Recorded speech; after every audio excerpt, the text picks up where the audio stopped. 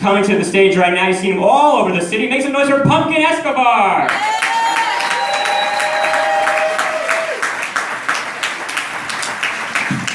How's everybody doing tonight? Got an international crowd. Got a wedding party. It's nice. A lot of people.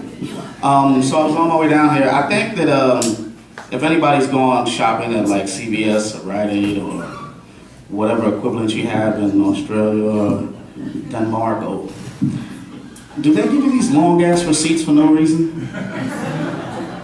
I stopped on my way here. I stopped at Rite Aid. True shit. I stopped at Rite Aid. I bought a candy bar.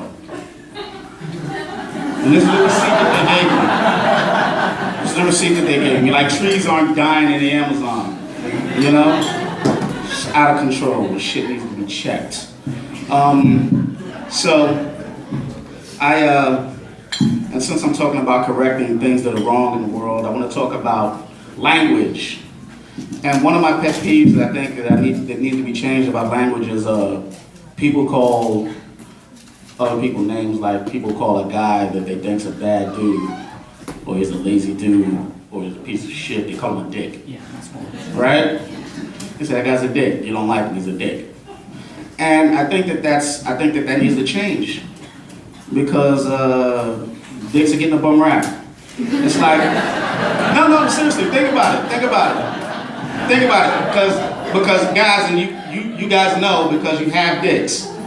When you get up in the morning, your dick is up before you. Your dick's up bright and early in the morning. Your dick is looking forward to the day. Your dick is looking forward to the day with optimism.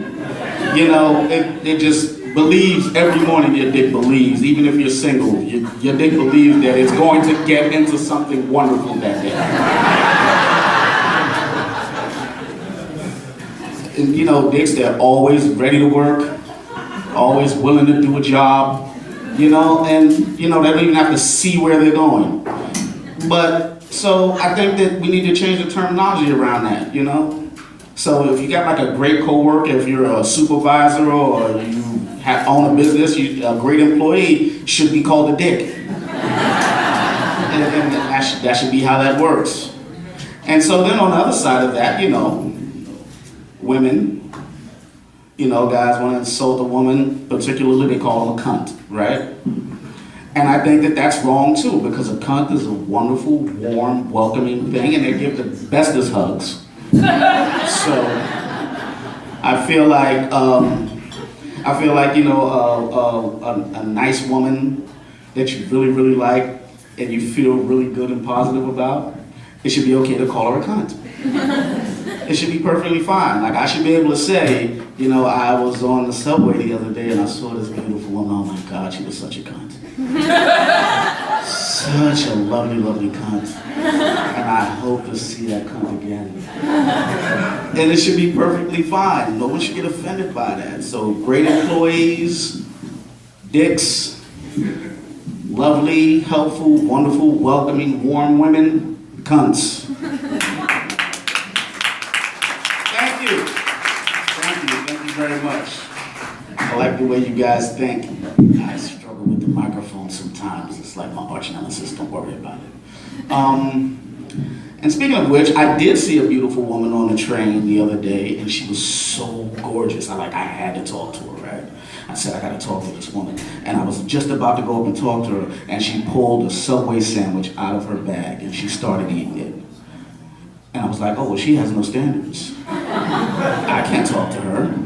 Because Subway is the worst sandwich that you could possibly eat. Now, do they have Subway all the way out in Australia? But do they have bodegas? They don't have bodegas. Like a bodega is like a neighborhood corner store, right? And here in New York City. New York City is the land of 10,000 bodegas, and you get the best sandwiches from a bodega in New York. Why would you go to Subway in New York? It's terrible. And how did Subway manage to fool everyone? Subway managed to fool people into believing that you can somehow magically lose weight by eating sandwiches. How the fuck can you lose weight by eating sandwiches all the time? It's incredible, man. I mean, I mean, maybe, you know, Subway sandwiches is how it works. You know, you take one bite and you decide that I'm never gonna eat again. I mean, Subway sandwiches are really fucking bad. I would eat a sandwich that I found on the Subway before I ate a sandwich from Subway. Because they're really fucking, I could go on and on like this forever. No, I don't want it. I don't want it. It would burn in my hands. It really would. Oh, wow. So I just want to leave you guys with this one thing. I was watching,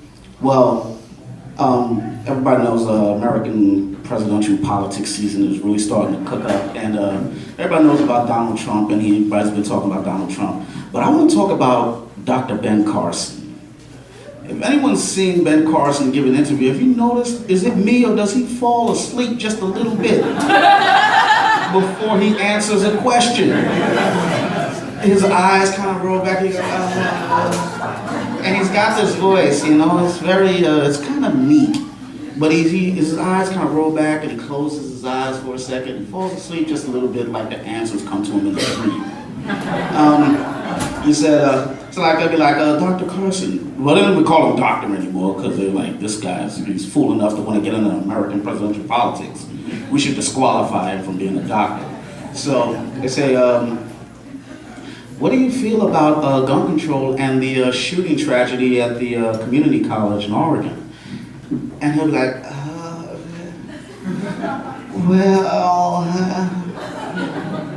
and you know, I get the feeling that he's like, when he closes his eyes like that he's really lamenting, like, oh my God, what was I thinking getting into this shit? Oh my God. Jesus, please, Jesus, help me get out of it. I swear, if you just help me, Jesus, I will never do cocaine and shots with George W. Bush again. I'm sure that's what's going on Dr. Ben Carson's mind. My name is Pumkin Escobar, though. Thank you very much.